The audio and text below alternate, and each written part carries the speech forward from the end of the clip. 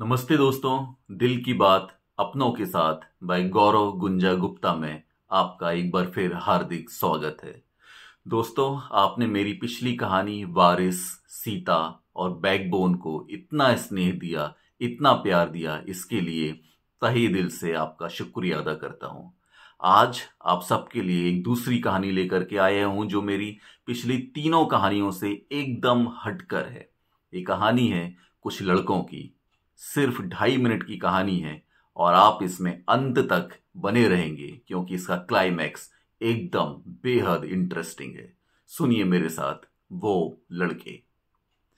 निशा एक कंपनी में काम करती थी और उसकी सहेली सारिका एक स्कूल में टीचर थी। दोनों रूम पार्टनर थे।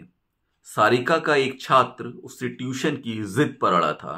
नाना करते करते एक दिन सारिका ने हाँ कर ही दिया और अगले दिन से वो शाम को ट्यूशन पढ़ने आने लगा। कुछ दिन के बाद उसके अलावा 3 और लड़के ट्यूशन पढ़ने आने लगे।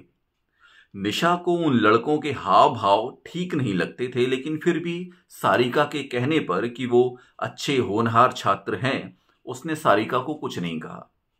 लेकिन कहीं ना कहीं निशा को उन सभी लड़कों के चरित्र पर शक हो रहा था।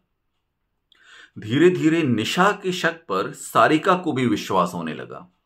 उस दिन सारिका किसी काम से बाहर गई हुई थी और निशा घर पर अकेली थी। निशा ने चारों लड़कों को आपस में कुछ कानाफूसी करते देखा। उसने सारी बातें रात में सारिका को बताई। सारिका और निशा दोनों बहुत डर गए। अगले दिन दोनों ही काम पर नहीं गए और निर्णय लिया कि आज से ट्यूशन बंद और उन लड़कों के आने पर दरवाजा ही नहीं खोलना है। बहुत जोरों की बारिश हो रही थी। शहर की बिजली भी चली गई। शाम के 6 बजे ऐसा लग रहा था जैसे अंधेरा छा गया हो। दोनों ने घर पर रखी कैंची चाकू अपने हथियार के रूप में रख लिए। अचानक घर का दरवाजा किसी ने खटखटाया। उन्होंने सोचा पुलिस को फोन लगाएं, लेकिन लैंडलाइन बंद पड़ा था और मोबाइल में नेटवर्क भी नहीं था। पड़ोसी एक दिन पहले ही घर पर ताला लगाकर मुंबई चले गए थे। खिड़की खोलकर किसी से मदद मांगना खतरे से खाली नहीं था। दरवाजा नहीं खोलने पर जोर जोर से लड़के दरवाजा खटखटाने लगे। कांच टूटने की आवाज आई और 2 लड़के खिड़की तोड़कर अंदर आ गए।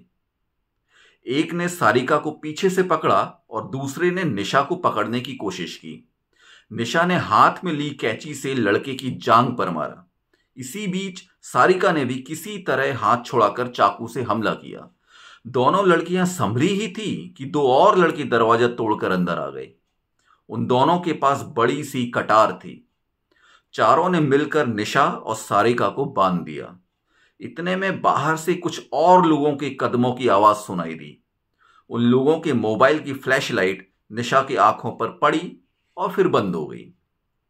कुछ ही देर में जोर जोर से चीखने चिल्लाने की आवाज आने लगी। मारो मारो, छोड़ना मत, जाने मत देना। करीब 10 से 15 मिनट के बाद शांति छा गई। अगले दिन अखबार में खबर आई कि 4 छात्रों ने मिलकर अपनी टीचर और उनकी सहेली की गुंडों से जान बचाई। Thank you. ये थी वो लड़के।